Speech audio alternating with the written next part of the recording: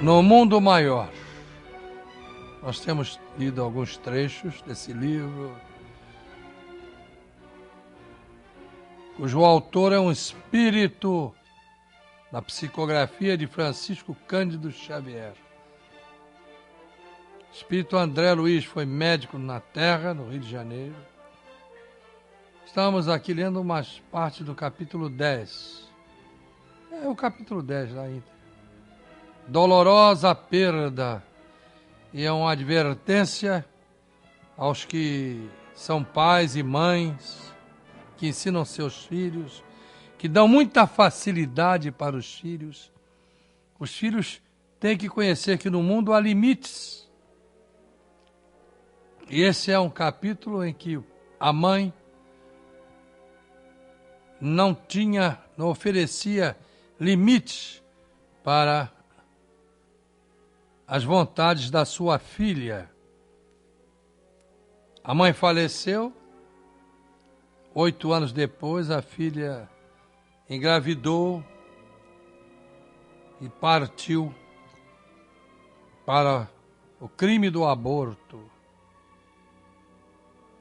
porque não queria perder a forma, não queria perder os benefícios da vida em sociedade que passava. Quem fala assim, amigo, estamos alertando a todos, é a nossa função.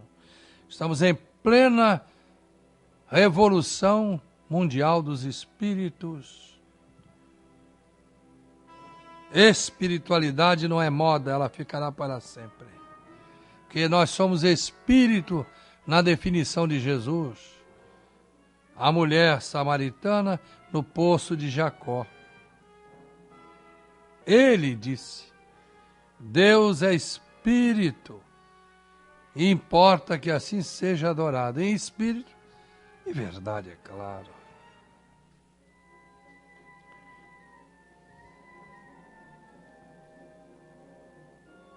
Evangelho de Jesus, segundo João, capítulo 4, versículos 23 e 24.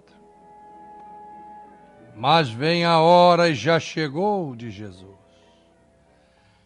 a samaritana, que os verdadeiros adoradores adorarão o Pai em espírito e em verdade, porque são estes que o Pai procura para seus adoradores. Deus é espírito e importa que os seus adoradores o adorem em espírito e verdade. E mais disse Jesus no seu Evangelho segundo João, capítulo 6, versículo 63. O Espírito é o que vivifica, a carne para nada aproveita. As palavras que eu vos tenho dito são Espírito e são vida. E hoje a ciência está mostrando que a matéria não existe. Matéria é energia condensada. Já falamos tantas vezes aqui sobre isso, que é só ver muitos programas em que analisamos, fazemos a análise de tudo isso, dessas coisas todas. Não existe só universos materiais. Os homens falam já em universos paralelos, mas a concepção é materialista. Existem também universos espirituais. A nossa moradia derradeira,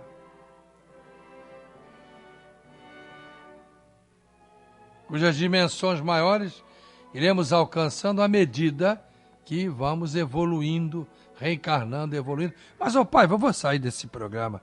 Eu estava gostando, mas você vem falar em reencarnação. Eu não acredito em reencarnação. Ah, mas não sai da minha audiência porque você não acredita em reencarnação. Tem muita coisa que eu digo aqui que você acredita também. Ou você pensa que é dono da verdade? Eu não sou dono da verdade. Dono da verdade é Deus. Depois o seguinte, as coisas espirituais, por exemplo, a reencarnação, ela não se torna verdadeira porque eu acredite nela. Nem se tornará uma inverdade porque você não acredita. Que tal esperar?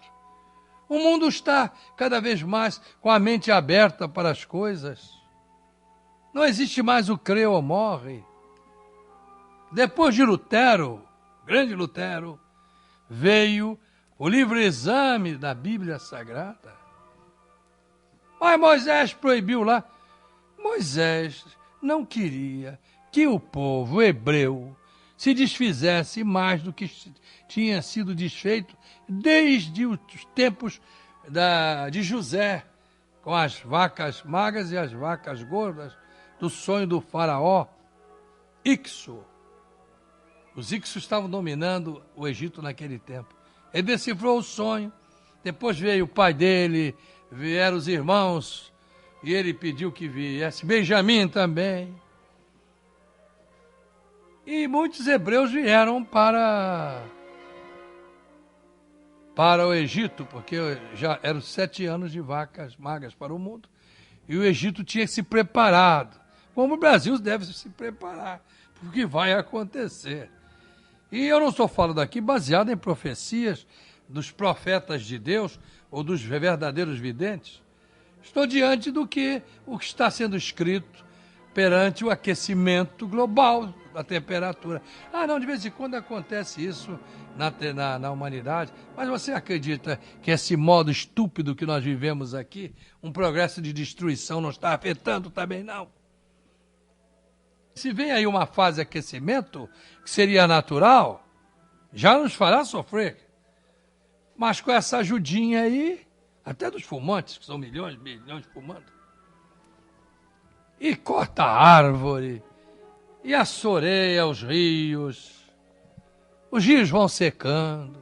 Um dia eu estava conversando com uma pessoa muito amiga, e disse, que bonito vocês aqui com seu pai José, nesse riozinho. Ela me falou, nem existe mais, já secou. Por que derrubam-se árvores? Aliás, eu faço uma campanha grande, tenho falado às equipes da Rádio Boa Vontade. Tudo isso está aí batendo as portas. Eu digo, falem sobre essa coisa terrível que é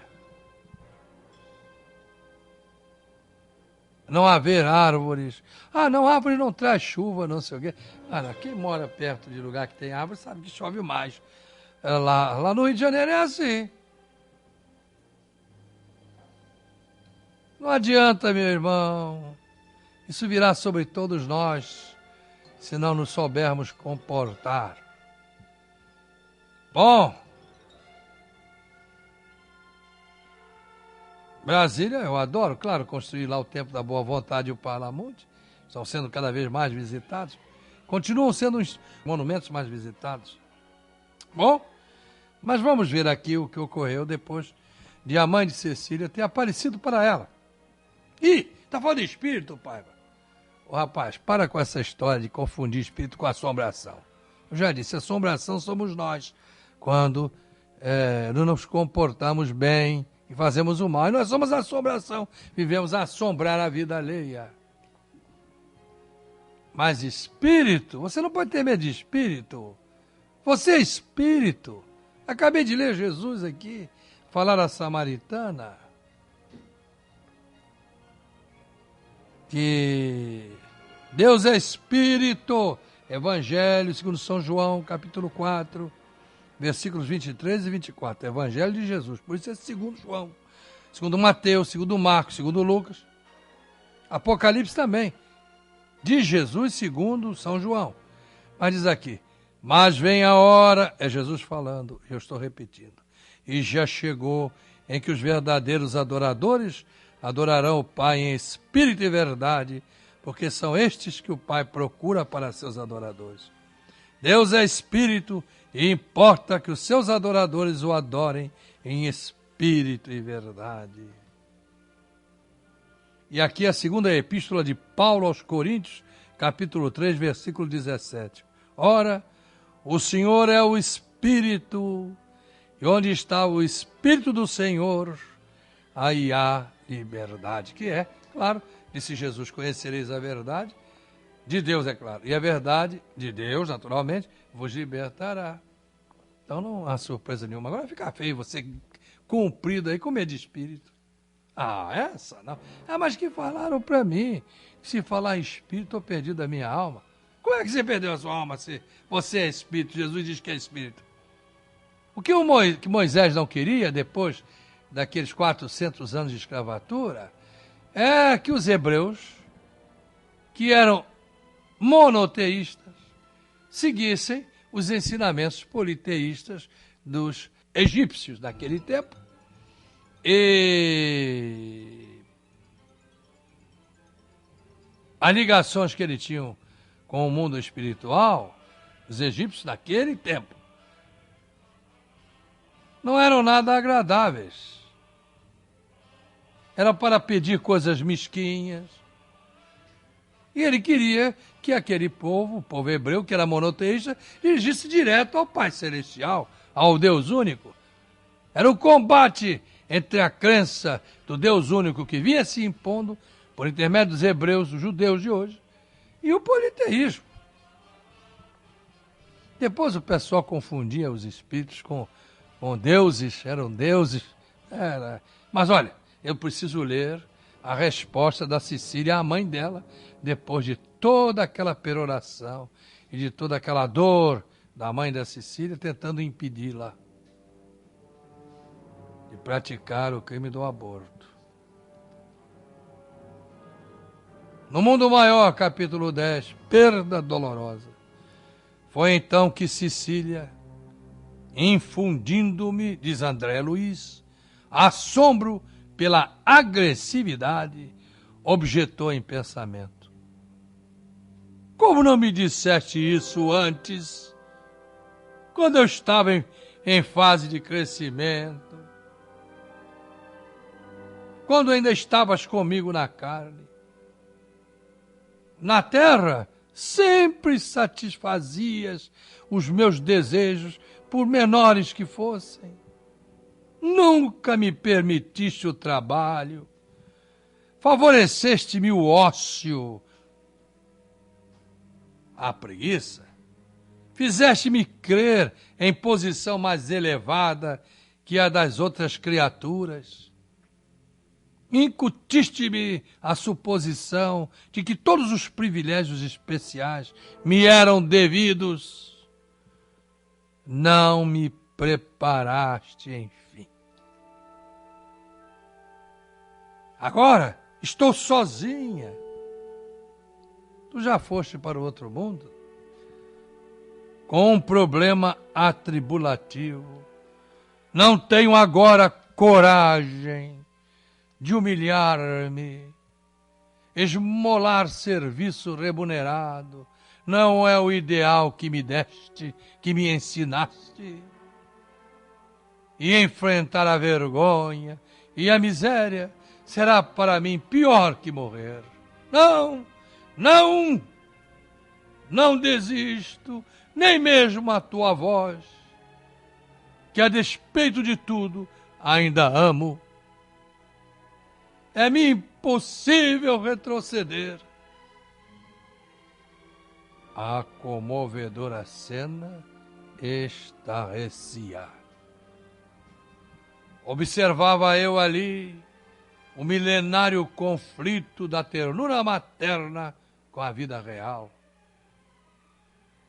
A venerável senhora chorou com mais amargura, agarrou-se à filha com mais veemência e suplicou: perdoa-me, Cecília, pelo mal que te fiz, querendo-te tanto, querendo-te em demasia.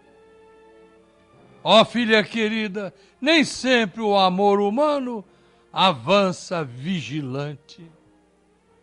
Por vezes, a cegueira moral nos compele a erros clamorosos que só o golpe da morte em geral expunge. Quer dizer, ela só foi perceber de tudo isso, a mãe, quando passou para o mundo espiritual. Não é ninguém aqui se matando, não, que o suicídio não resolve essa angústia de ninguém. Pelo contrário, piora tudo. Não consideras, porém, a minha dor, Cecília. Reconheço minha participação indireta em teu presente infortúnio, mas entendo agora a extensão e a delicadeza dos deveres maternos. Não desejo que venhas colher espinhos no mesmo lugar onde hoje sofro os resultados amargos de minha imprevidência. Porque eu haja errado por excesso de ternura, não te desvies por acúmulo de ódio e de inconformação. Quer dizer, ela tinha ódio no coração, por isso estava se perdendo. Não tivesse ódio no coração, o ódio mata. Perdoar liberta. Ela estava presa, a Cecília. Tá bem que a mãe errou, mas e daí? Ela estava tendo a oportunidade para se corrigir. Depois do sepulcro, o dia do bem é mais luminoso e a noite do mal é sobremaneira mais densa e tormentosa. Por isso que eles fazem tanto filme de terror. Quando vai dormir, a maioria desse pessoal visita o astral inferior, o umbral, os purgatórios, esses lugares, conforme a crença se dê. Por isso que é difícil fazer um filme das coisas elevadas que existem no mundo espiritual. Porque quando você dorme, seu espírito sai e vai procurar a sua afinidade. Bom, tem que prosseguir, né? Mas a humanidade vai evoluir e eles vão voltar dos seus sonos, os produtores de filmes e tantas outras coisas, trazendo as belas coisas que verão também, porque serão levados a ver. Vão ter uma batalha imensa contra a ignorância, mas a luta é que nos torna fortes.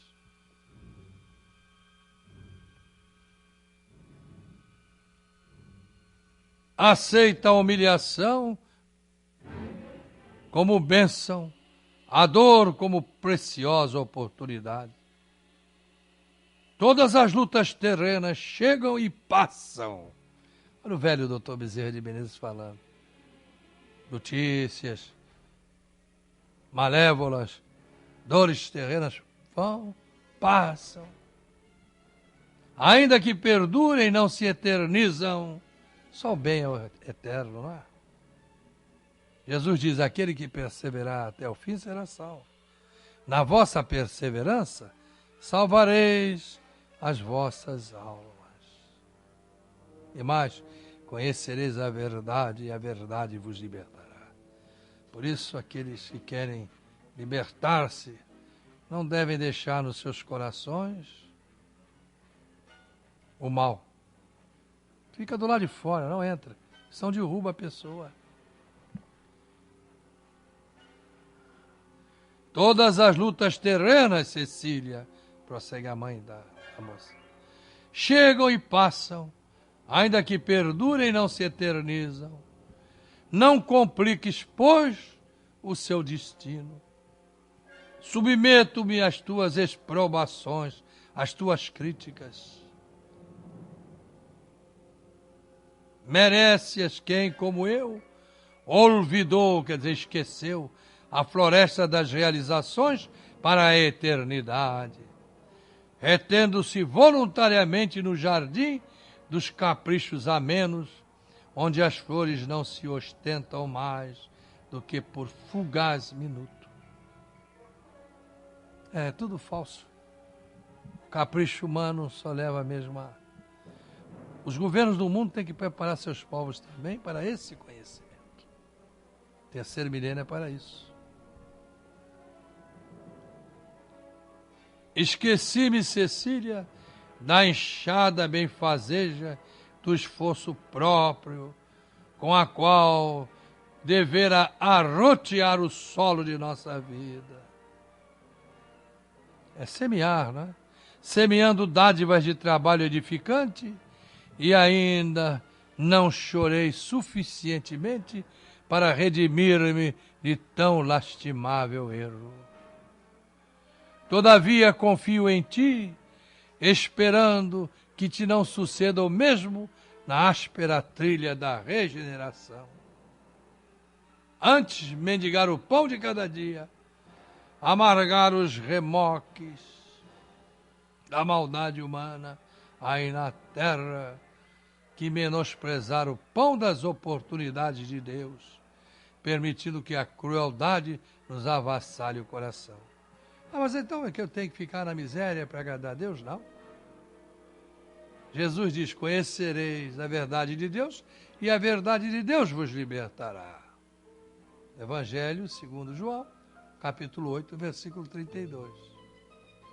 E também ele diz, buscai primeiramente o reino de Deus e sua justiça, porque todas as coisas materiais vos serão acrescentadas. Versículo 33, capítulo 6 do Evangelho segundo Mateus. Não está convidando a você a ser miserável, não. Está convidando a você a seguir o caminho certo. O sofrimento dos vencidos no combate humano é sereno de luz da experiência. A coisa que parece vitória é derrota. Lembrava o irmão Zaru citando Emmanuel. A bondade divina converte as nossas chagas em lâmpadas acesas para a alma. Bem-aventurados os que chegam à morte, crivados de cicatrizes que denunciam a dura batalha. Para esses, uma perene era de paz fulgurará no horizonte, porquanto a realidade não os surpreende quando o frio do túmulo lhes assopra o coração. O pessoal chega do outro lado e descobre que a vida continua e não se preparou. Ninguém nasceu para sofrer. O sofrimento, quem arranja somos nós. É na medida que vamos evoluindo. A verdade se lhes faz amiga generosa. A esperança e a compreensão lhes serão companheiras fiéis. Retorna, minha filha, a ti mesma. Restaura a coragem e o otimismo, malgrado as nuvens ameaçadoras que te pairam na mente em delírio. Ainda é tempo, ainda é tempo. A enferma, contudo, fez supremo esforço por tornar ao invólucro de carne, ao corpo, né?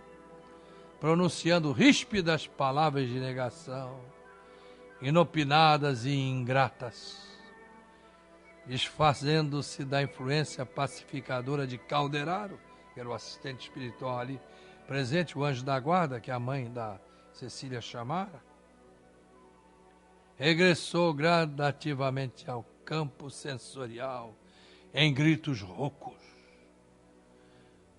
O instrutor aproximou-se da genitora chorosa e informou: infelizmente, minha amiga, o processo de loucura por insurgência parece consumado. Confiemos-la agora ao poder da suprema proteção divina. Quando falha tudo, é Deus. Enquanto apelar, devemos sempre apelar a Deus. Enquanto a entidade materna se debulhava em lágrimas, a doente, conturbada pelas emissões mentais, em que se comprazia, observaram? Por isso que o Dr. Bezerra de Menezes diz: aprenda a se defender espiritualmente. Como? Não se comprazendo com vibrações negativas. Senão a proteção divina seria um engodo. A proteção dos espíritos de luz seria um engodo. Somos nós que seguramos, atraímos. E depois para tirar, façamos o bem, façamos caridade. É uma defesa, é uma estratégia, já que o mundo fala assim, caridade, o camarada tem um ataque. E amanhã pode precisar de uma mão estendida que lhe dê um pedaço de pão. Bem que a grande caridade deveria ser feita pelas maiores potências da Terra. Então agora, com a mundialização, aqueles povos em estados lastimáveis irão passando, como aconteceu no tempo de Roma, sob outros aspectos. As consequências da sua pobreza, a doença, para as nações mais poderosas. É só estudar a história, é só estudar a história.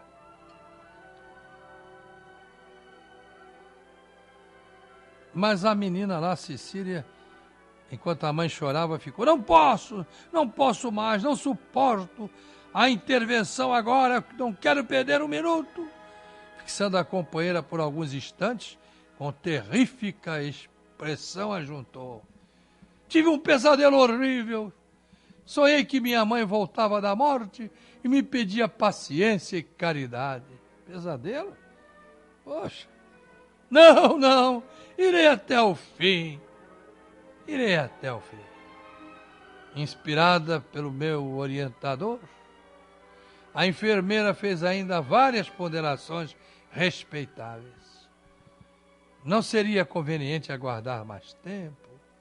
Não seria o sonho um providencial aviso? O abatimento de Cecília era enorme. Não se sentiria ela amparada, portanto, por uma intervenção divina, espiritual? Julgava desse modo oportuno adiar a decisão. A paciente, no entanto, ficou irredutível e, com assombro nosso ante a genitora desencarnada, em pranto, a operação começou com sinistros prognósticos para nós, que observamos a cena sensibilizadíssimos. Nunca supus que a mente desequilibrada pudesse infligir tamanho mal ao próprio patrimônio, quer dizer, à própria pessoa. A desordem do cosmo fisiológico acentuou-se bastante, instante a instante. Penosamente surpreendido, prossegui no exame da situação, verificando com espanto que o embrião reagia ao ser violentado, como que aderindo desesperadamente às paredes placentárias. Bom, vamos parar hoje por aqui. Num próximo programa daremos prosseguimento a essa história. Mais importante que novelas, que é a realidade que precisamos conhecer. Deus está presente, viva Jesus, o Cristo estadista que já vem em nossos corações para sempre. Quem confia em Jesus não perde o seu tempo, porque Jesus é o único amigo que não abandona amigo no meio do caminho. Viva Jesus!